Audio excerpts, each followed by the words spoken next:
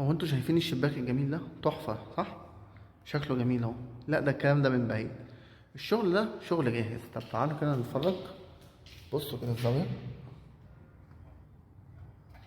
بصوا كده الزاوية، شايفين الزاوية؟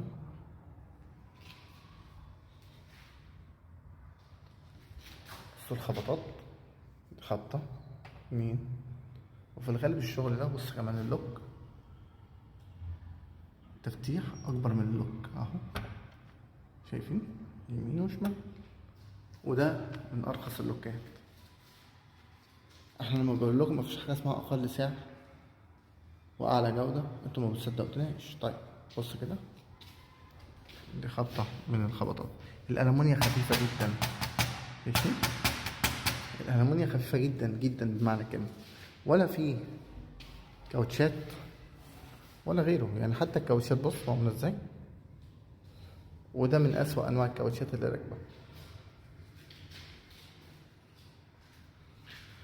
نصيحة، مفيش حاجة اسمها أقل سعر وأعلى جودة، وبلاش الأسواق الشعبية اللي هي الجاهزة، اللي هي أصلا حاليا بقى فيها ورش وبيقولك ده تفصيل.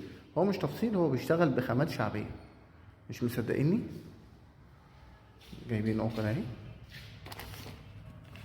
دي أوكل للباقي.